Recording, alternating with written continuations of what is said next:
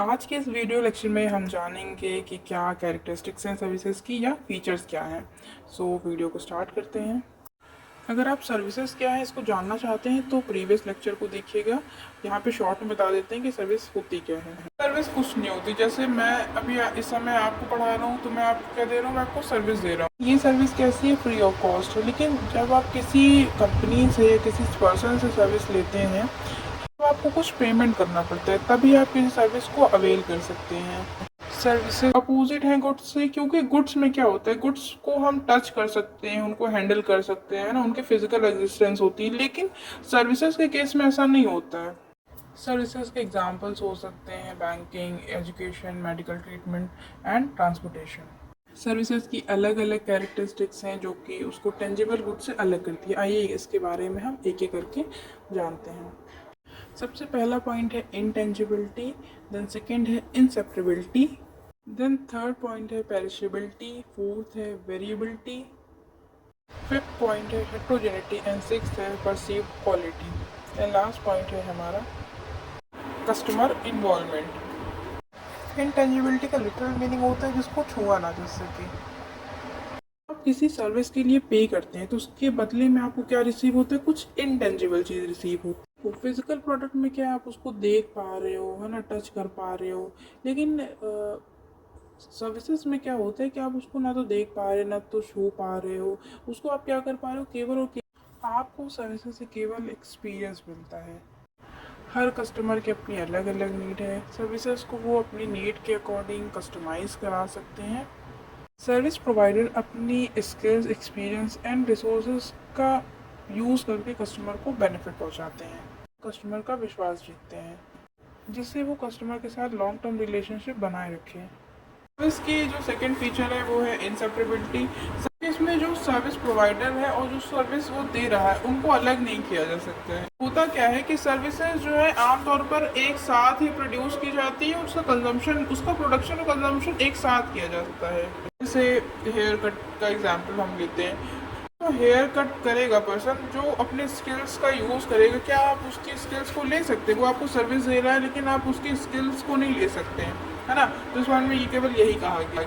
इसके प्रोडक्शन और उसके डिलीवरी में सर्विस प्रोवाइडर और कस्टमर दोनों का ही क्या होता है, डायरेक्ट इंट्रैक्शन होता है।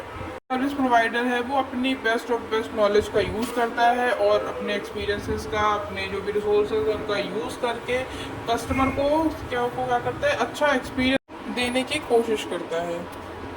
अब जैसे हमने हेयर कट का एग्जांपल लिया था, अगर सर्विस प्रोवाइडर जो हेयर कटिंग करेगा पर्सन और जो कस्टमर है, अगर डायरेक्ट इंट्रैक्शन नहीं करेंगे ना, तो फिर उनके जो कस्टमर की नीड है वो कैसे फुलफिल होगी। यही था सेकंड पॉइंट में। नेक्स्ट फीचर देख लेते क्या है। नेक्स्ट फीचर है हमारा पेरिशेबिलिटी।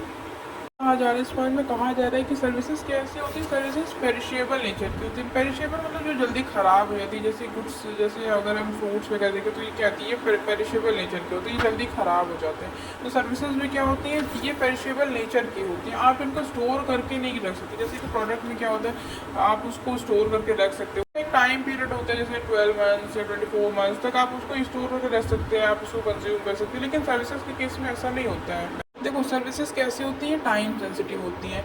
आप जो टाइम पीरियड आपको दिया गया है, आप उसी में रह के क्या कर सकते हैं, उन सर्विस को यूटिलाइज़ कर सकते हैं और एक्सपीरियंस कर सकते हैं।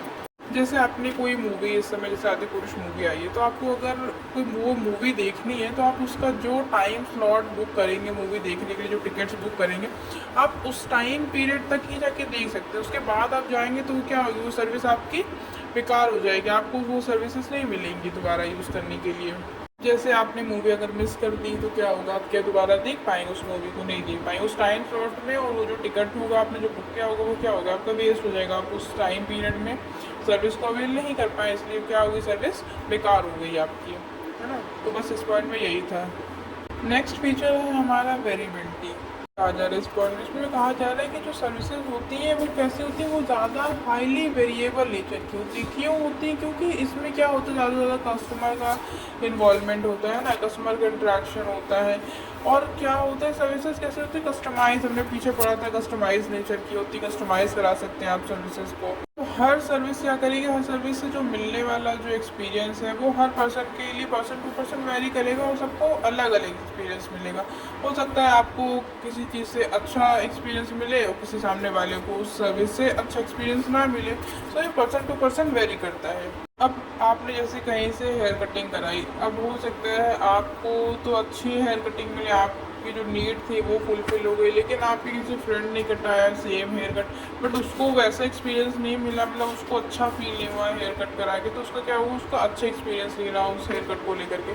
तो ये क्या कर रहा है, पर्सन तो एक है, उसके स्किल्स भी एक है, लेकिन यहाँ पर जो कस्टमर के एक्सपीरियंस है वो कैसे है, अलग अलग है सब। नेक्स्ट पॉइंट क्या है हमारा, हेट्रोजेनिटी।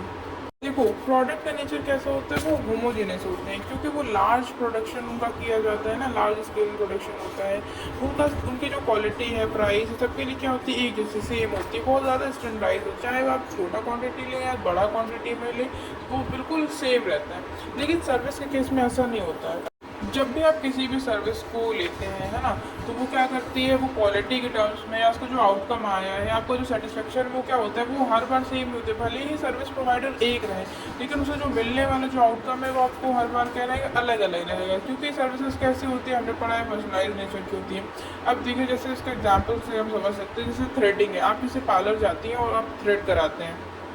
अब आपने जो फर्स्ट टाइम थ्रेड कराई थी, थ्रेडिंग कराई थी, तो वो थ्रेडिंग आपको एक अलग एक्सपीरियंस देगी, है ना। हो सकता है लास्ट टाइम आपका बहुत अच्छी थ्रेडिंग हो, इस बार आपने कराया तो आपको उतना अच्छा उसका आउटकम नहीं मिला, आप उतना सेटिस्फाइड नहीं हो, तो ये क्या हुआ, सर्विस प्रोवाइडर एक है, लेकिन क्या हो रहा है यहाँ पे, सर्विसेज क्या हो रही है, डिफर कर रही हैं, वेरी कर रही हैं। अब हमारा नेक्स्ट पॉइंट है परसीव्ड क्वालिटी। कस्टमर्स की कुछ परसेप्शन होते हैं, उसके उसके हिसाब से क्या होता है कि किसी प्रोडक्ट या सर्विसेज की क्या क्वालिटी होनी चाहिए, इसी को क्या कहा जाता है, इसको परसीव्ड क्वालिटी कहा जाता है ना। जो सर्विसेज की जो क्वालिटी है वो कैसे होती है, वो सब्जेक्टिव है। और इनका मूल्यांकन कैसे करते हैं, जो सर्विस जो क्वालिटी और सर्विस है इनका मूल्यांकन कैसे करते हैं, तो इसके कुछ फैक्टर्स, ये इन फैक्टर्स पर बेस्ड होता है, जैसे कि responsiveness, reliability, competence, empathy and tangibility. Last point हमारा कस्टमर इन्वॉल्वमेंट। जैसे कि आप सभी को पता है, सर्विस डिलीवरी के लिए कस्टमर और सर्विस प्रोवाइडर दोनों का ही पार्टिसिपेशन और इन्वॉल्वमेंट ज़रूरी होता है। अल्टीमेटली सर्विस मिलती किसको है, कस्टमर्स को मिलती है। अपनी नीड के अकॉर्डिंग सर्विसेज को कस्टमाइज कराते हैं और सर्विसेज को क्रिएट कराते हैं। तो सबसे अच्छा एग्जांपल हो सकता है कि हेयर कटिंग। जैसे आपको हेयर कट कराना है तो वहाँ पर क्या होगा, वहाँ पर आपका इन्वॉल्वमेंट भी ज़रूरी है और जो पर्सन हेयर कट करेगा उसका भी होना ज़रूरी है, तभी क्या हो सकता है, तभी आपकी हेयर कटिंग हो सकती है। जो ऐसे नीड आपको होगी उसके हिसाब से आप क्या कर सकते हैं, अपने हेयर कटिंग करा सकते हैं। हर पर्सन को मिलने वाला जो एक्सपीरियंस होगा वो अलग अलग होगा, क्योंकि सर्विसेज कैसी होती हैं, कस्टमाइज नेचर की होती हैं। आपके लिए कोई सर्विस से आपको अच्छा एक्सपीरियंस मिल सकता है, किसी सामने वाले को अच्छा एक्सपीरियंस नहीं मिल सकता है। होप सो आपको ये वीडियो पसंद आई होगी और समझ में आया होगा जो भी समझाया मैंने। अब आपको कमेंट करके मुझे बताना है कि हमारे जीडीपी में कितना परसेंटेज सर्विस सेक्टर का कंट्रीब्यूशन है। कमेंट करके ज़रूर बताइएगा अगर आपको आंसर पता हो। अगर आपको उसका पीडीएफ चाहिए तो चैनल के डिस्क्रिप्शन में टेलीग्राम का लिंक मिल जाएगा, वहाँ से आप चैनल ज्वाइन कर सकते हैं और पीडीएफ ले सकते हैं। अगर वीडियो अच्छी लगी है तो चैनल को सब्सक्राइब कीजिएगा, वीडियो को लाइक कीजिएगा, ताकि मुझे और मोटिवेशन मिलती रहे और मैं ऐसे ही आपके लिए वीडियो लाता रहूँ। Thanks for watching.